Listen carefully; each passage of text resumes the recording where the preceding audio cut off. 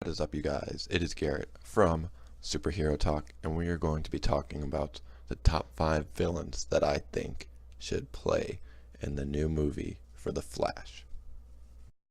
Number 5. For number 5, I pick not 1, not 2, not 3, not 4, but 5 villains known as the Rogues.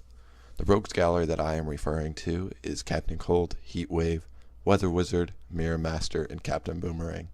The reason I choose these characters is because they are easily to explain and come off very threatening to Barry Allen, from all of their powers to their backstories, and after some of the recent DC movies, this would be a nice change of pace, not to mention all of the good storylines that they have at their fingertips. But the reason this one stays at number 5 is its greatest strength and weakness, the 5 different characters. Now, it would be awesome to see all of them on the screen at the same time.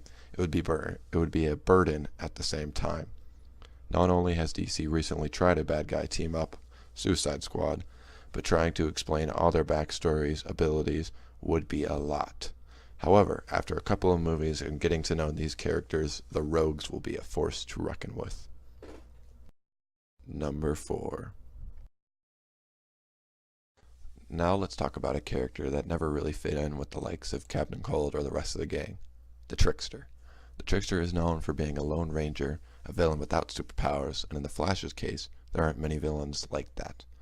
Personally, I think we have been having a lot of complicated villains who have unbelievable powers. I think it would be amazing to see a non-superpowered villain take on the likes of a demigod in the Flash. Not only that, but the Trickster's dangerous but yet funny traps would create some good chatter between the Scarlet Speedster and James Jesse. The last reason I think he'd be good in the movies is that he isn't a terrible person, but just someone that has a bad case of a split personality. I think this would be worked very well into the movie with the Flash's tone and presence.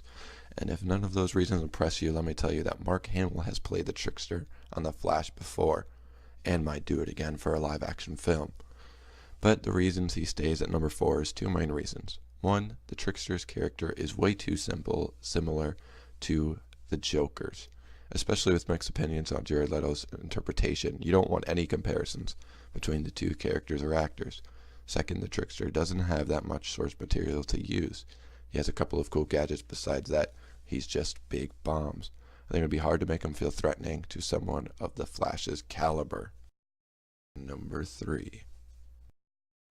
My 3rd pick would be Gorilla Grodd. For starters, we've already seen a big gorilla smash in box off movies like King Kong and other movies. Grodd would be no different. Unfortunately, not a lot of people know about Grodd. As you can see, he is a giant gorilla but has special abilities. For starter, Grodd is more intelligent than any other being in the DC. In time, he meets his kind, creates an army in a city called Gorilla City. He also has increased strength and speed. To top it all off, he has telekinesis. All of these factors would make a great introduction into the Flash's rogue gallery.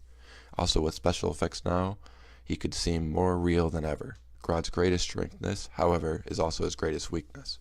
People would see Grodd and think 2 things. Oh, that's really cool. Or, wow, that's such a ripoff of King Kong.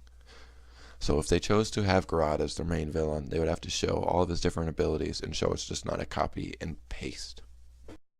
Number 2. The number 2 pick needs no introduction. He's arguably one of the most powerful villains in the DC Reverse Flash. Now, from that statement alone, you would think that he would be my number 1 pick. Well, let me show you why he's just a good number 2. One of the main reasons is his backstory. To sum it up, he is from the future and time travels back to see his hero, the Flash, in person, but then finds out that his greatest villain, Reverse Flash, is him. Knowing that you can't change the timeline, he wants to embrace his opposite, or otherwise known as reversed persona. Now, while that sounds like a great plot line, it also is a very confusing one. And the way the DCEU has been heading lately, it needs an easy villain to understand. Another reason is his power. As stated earlier, is one of the most powerful villains in the DC today. This will be great to have the Flash and him go at it, as they're both very powerful. But right now, this is the first time we're seeing the Flash on the big screen, and I don't think we want to see the Flash face someone we know he can't beat. Because of his power storylines, he stays at number 2. But if DC plays their cards right, they can plant him in the movie so we can have a live action version of Flashpoint. Number 1. Just from the picture alone, you feel intimidated. This is why the CW's Zoom would make a great villain. Now, I know a lot of you would prefer Reverse Flash as your number 1 pick, but let me explain even more why Zoom is a better choice. One main thing going for Zoom is his backstory. It is almost parallel to Barry's in a lot of ways, but with a few twists. Instead of his parents being killed, it was actually his parents killing each other. His father was a post-war veteran with PTSD, and his mother is a very stereotypical housewife. Well, one day Zoom's dad goes off the hook and pulls out a gun on his wife. His dad then kneels down to Zoom and goes, "You're going to want to see this, son." He then makes Zoom watch as he shoots his mother. From there, his dad is sentenced to death, and Zoom is sent to foster care. On the other hand, we have Barry, whose mom was killed by the Reverse Flash, and his dad blamed for her death and sent to prison. Besides a few key differences, they have similar backstories. Obviously, Barry's goes on to be the hero, and Zoom goes on to be the villain. But Zoom's main focus in the show is to show Barry that they are similar in every single way.